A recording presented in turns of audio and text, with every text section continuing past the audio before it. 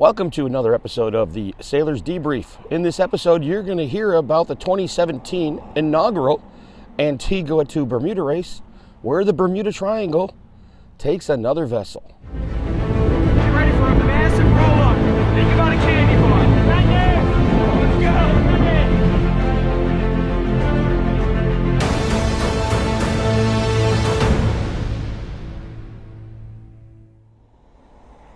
The Monterey was a 56-foot, very well-maintained far sloop. The crew, very experienced, 5 of them, 40,000 miles of offshore experience. The boat has just completed an Atlantic crossing where they were racing as well. In May 2017, they were competing in a 935 nautical mile race from Antigua to Bermuda. They were racing with 21 other vessels, with professional racers scattered all throughout the fleet, with many of them having taken safety at sea. So the preparation, the crew, and the vessel were well prepared to take on this great adventure. The crew was running 4-hour watches. Watches in this case were running from 8 o'clock in the morning till 12, from 12 to 4, from 4 to 8, and then from 8 p.m. till 12 midnight.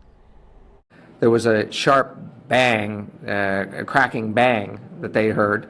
And we don't know. We just don't know where the water was coming from.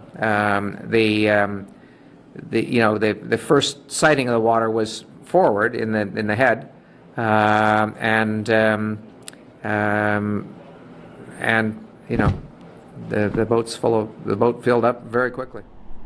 At 04:30, investigating the source of the loud bang, the skipper notices water in the forward head. He also notices in the engine room about 1.5 feet of water, and there's also water in the galley. Meanwhile, we're trying to figure out where the problem's coming from. So then we launched the life raft, and the life raft, of course, had to launch upside down. So a couple of us had to get on the stern and muscle it around. Typically, you can get in the water and flip a life raft over, but it's a lot better if you can do it without. Once you get somebody in the water, you're asking for trouble. We'd had some problems with the radio before the start. We changed the antenna, and so I had him basically using a VHF, a handheld VHF, and we couldn't raise him. And I think that because this vessel was so well prepared, they also had a handheld VHF as a redundant communication system. So they started hailing for assistance on nearby vessels. Using their AIS and yellow brick, they could see that there were some boats within a few miles, maybe 3 to 4 miles, that were either behind them or ahead of them, and they tried reaching them. However, they were unsuccessful. Started on the flares, started a red flare, then set on a parachute flare, and the parachute flare certainly caught their attention. So we could start to see them coming towards us, and then eventually we got in radio contact with them. So now we knew we had a safety situation. It's important to realize on a handheld radio there is a high setting and a low setting. Please keep in mind that the low setting on a handheld radio only reaches out maybe 1 to 2 miles. With greater wattage on the higher setting, you have a distance of broadcasting maybe 8 to 12 miles. At 04:45, with the water rising very quickly, it was time to prepare the vessel to abandon ship. The raft was launched. Unfortunately, it was launched upside down. This often happens. But because this crew was well versed in the safety at sea, they knew it would be very dangerous to place another person in the water to upright the raft. They were able to accomplish uprighting the raft by staying on the boat. At 04:45, with water waist deep in the salon, it was decided to abandon the vessel. Fortunately, the life raft was already ready, and they started putting supplies and transferring all that they might need in the life raft for a potential rescue. 2 vessels saw the flare being launched from the Monterey. The Spirit of Bermuda tacks, heading into the direction of the flare in the sky where they saw it, and also Gilles Barbeau in his Volvo 60. Just under 3 hours after the initial bang, Gilles Barbeau arrived, and the crew was able to transfer everything into the life raft and then get on to the rescue vessel, Esprit de Corps. The Bermuda Triangle took another boat. That we can't stop, but there are some things that we can prepare ourselves for to handle emergencies while we're at sea. Let's take a look at these lessons and see what we can learn from them. One of the lessons we can learn from this is the importance of, during a watch, checking bilges regularly. Many boats do this every hour, sometimes every 2 hours, and they write these down inside the log while they're traveling. And there are some tools that we can use to help us identify if we have an anomaly or water's coming in quicker than normal. You can add a bilge cycle counter that every time your bilge pump cycles, it gives a number. If it cycles for once, it has a number 1. If it goes for 2, it gives you number 2. If it cycles 5 times, it gives you 5. Understand the weakness of this also. A bilge might run for 5 minutes and only cycle 1 time. A manual bilge pump must be inserted in the bilge to accompany the electric bilge pump, and you must be able to access that manual bilge pump from inside of the cabin. By using that manual pump every hour, you can count how many times it takes to pump out the bilge. It will then show you if there's an anomaly. For instance, if it took 7 pumps on 1 hour and then 14 pumps the other hour, it would be an indication that there might be some water intrusion.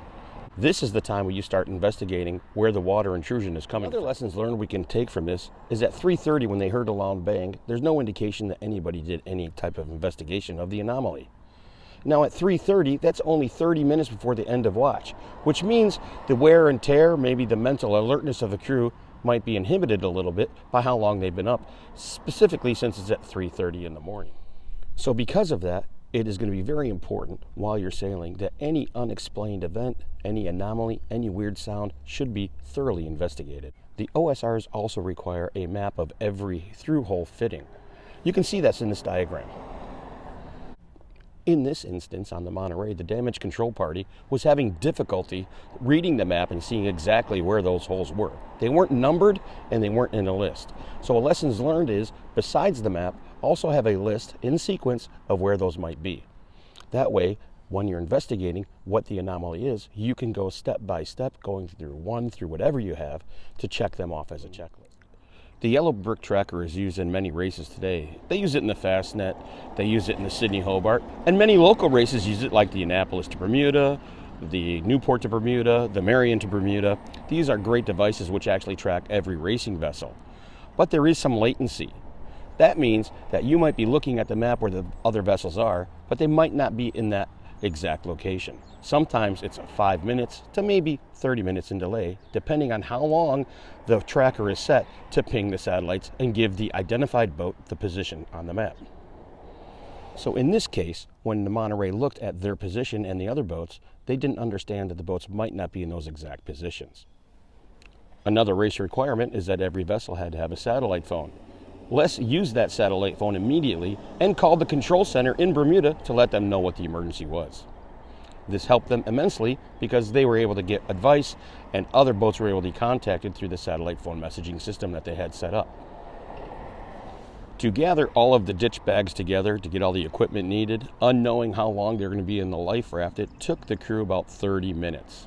I think one take home we should all have this is the dewatering plans you have on your vessel needs to be practiced.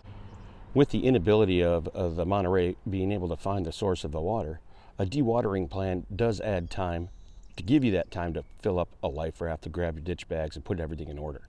One of the things that should be practiced is the actual evacuation of a vessel into a life raft. Have the equipment ready. Teams should understand how to do it. Break up your teams. There should be a team that controls the boat. There should be a team that also deals with the dewatering, and then another team is going to be dealing with prepping a life raft in the event of an emergency. The faster you can get water out of a boat, the more time you're going to have to prepare in a 30-minute evacuation program. Because of the low power on the radio, the boat coming to the rescue had no idea what the emergency was that they were responding to. It could have many things. It could have been an injured sailor. It could have been a dismasting. They had no idea what it was. So it's very important to maintain and understand how to use your auxiliary communication systems to make sure they're on the right power. Everybody on your crew should be able to do that. Additionally, some handheld radios do not have the DSC, which is the digital select calling, or a distress button. We highly recommend that your auxiliary handheld should have a DSC button on it. During your safety at sea sessions in the water, you learn how to get in a life raft, and you understand that there's a sea anchor that drags behind. Life rafts have water bags that fill up that keep them balanced so they don't flip over during the wind. They have strings attached to them also to the boat.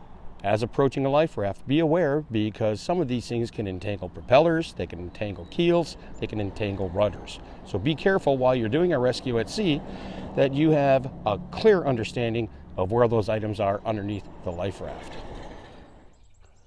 So during this race, they were moving from Antigua to Bermuda, which means there are some requirements when entering another country, which includes passports. There might be some other things that you might want to grab. Despite the requirements, there's personal items, medications, passports, iPads, cell phones that need to be in watertight containers, also ready to be placed inside a life raft or ditch bag when doing an abandoned ship. This event occurred in 2017, and since 2017, there have been some changes to the offshore special regulations. One of those is a pump or pumps together should meet a requirement of be able to dewater a vessel at the rate of 3,200 gallons. It could be many bilges in line, or it can be an auxiliary pump that is used to meet that requirement. Remember, although you may not be able to control all of the flooding, your ability to dewater the boat as quickly as possible to get the pumps working was going to give you time in the end for preparation of an abandoned ship. Les also underlines their preparation. The crew all have been through safety at sea. They knew what to do, they practiced this, they were in pools with life jackets, they've climbed into life rafts before, so they had realistic expectations of what it was going to take to get inside the life raft for a rescue. And the short answer, there are no resources out there. You know, that's an issue in this race. You know, you're racing from Antigua to Bermuda. You're racing the right side of the Bermuda Triangle. You're never closer than, when you leave Antigua, you're 1,000 miles from Bermuda. You're 1,000 miles from Miami. It's just sad, you know, you're just, what do you say? You know, you just, I mean, the important thing is everybody's safe. There's been a lot of, you know, we modeled this race after the Newport Bermuda race in terms of safety. This was a very complex emergency. Now, a complex emergency might be a situation where we have a lot of unknowns. A controlled emergency is when you know what these things are and the pumps might be keeping up. In this instance, the pumps weren't keeping up with the intrusion of the water. Therefore, it's a very complex situation. So they had to do three things simultaneously, and that's where leadership comes in. You have to be able to dewater the boat, control the boat, and at the same time prepare for an abandoned ship. So you're out there. There's no resources out there, and the resources are the other people in the race. And it was a very skilled group of sailors in this race. I mean, and they're really enthusiastic guys, and really great people to be with. I was very impressed by the crew. Did they let you drive? You bet they did. They let me drive. I was watch captain for 4 hours last night, and in about 5 knots of breeze. And but the boat, it's a boat handles like a dinghy. I mean, it's a 60-foot dinghy, wet.